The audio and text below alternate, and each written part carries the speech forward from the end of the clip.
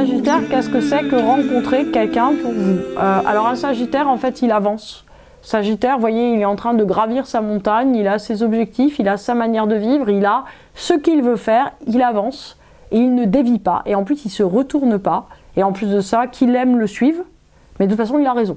Donc en fait, le Sagittaire n'est pas particulièrement la personne confortable et commode. Le Sagittaire a beaucoup de bienveillance, beaucoup d'exigence aussi. Donc de toute façon, un Sagittaire, c'est quelqu'un qu'on suit pour ce qu'il est et qui ne dévie pas. En même temps, c'est quelqu'un qui est très bienveillant, qui est très patriarcal, qui protège, qui aime, qui avance, mais donc qu'on doit respecter. Donc en fait, vous, si vous êtes Sagittaire, appliquez-vous ce que je dis que d'autres doivent faire à votre endroit, c'est-à-dire respectez-vous. Respectez-vous pour ce que vous êtes, de toute façon vous ne dévierez pas, de toute façon vous ne vous retournerez pas, de toute façon vous préférez l'avenir au passé, de toute façon vous êtes quelqu'un qui est persuadé d'une amélioration et qui est, j'allais dire, de toute façon sur une voie d'évolution et d'avancée. Donc c'est très important en fait de respecter votre tonalité.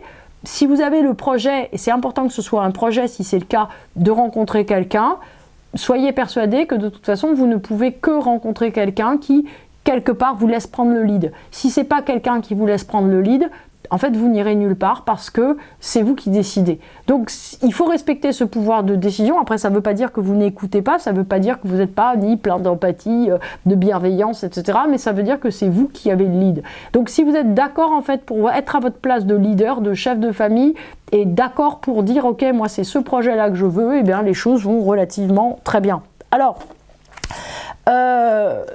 j'ai tiré 7 de coupe. 7 de coupe, donc c'est en fait une carte qui est très positive, mais qui est axée en fait sur une sorte de profusion qui peut être assez néfaste, c'est-à-dire qu'il y a trop de choix, il y a trop de possibilités. Donc soit vous avez trop de personnes autour de vous qui vous veulent, soit vous hésitez en fait dans la direction à prendre avec la personne avec laquelle vous êtes, et au fond, d'une certaine manière, il faut faire attention à ne pas garder les possibles sous le coude en vous disant le temps venu, je choisirai le bon ou la bonne. L'idée, si vous voulez, c'est de vous dire ok, j'essaye de trancher relativement pour aller dans la bonne direction. De toute façon, il faut savoir qu'en tant que Sagittaire, le choix que vous allez faire sera le bon choix. C'est-à-dire que quoi qu'il en soit, il n'y a pas un meilleur choix. Le meilleur choix, c'est celui que vous faites en âme et conscience pour vous suivre vous-même et pas autrement. Donc c'est très important qu'en fait vous soyez certain que vous n'allez pas laisser passer quelque chose, que vous n'allez pas laisser quelque chose en arrière parce que vous allez décider. C'est exactement l'inverse, c'est-à-dire que plus vous déciderez et plus vous vous affirmerez, plus vous allez faire advenir quelque chose qui vous convient. Alors la carte de 2023, elle est un peu étonnante, quoique très parlante, hein. J'ai tiré l'ermite à l'envers. Donc l'ermite à l'envers, c'est une carte sur laquelle il n'y a pas trop besoin d'interpréter. L'ermite, je vous le rappelle, c'est quelqu'un qui vit seul, c'est quelqu'un qui est autosuffisant, c'est quelqu'un bien sûr qui ne dévie pas.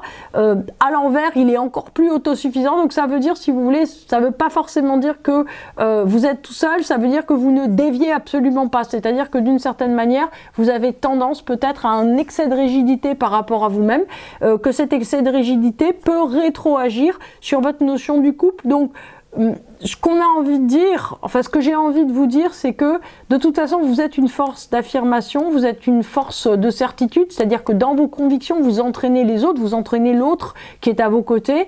C'est pas la peine de surenchérir. Quoi qu'il en soit, on vous respecte, quoi qu'il en soit on vous aime, quoi qu'il en soit on ne peut pas faire sans vous. Donc évitez d'une certaine manière d'en rajouter, puisque de toute façon on est dans quelque chose où vous avez déjà gagné.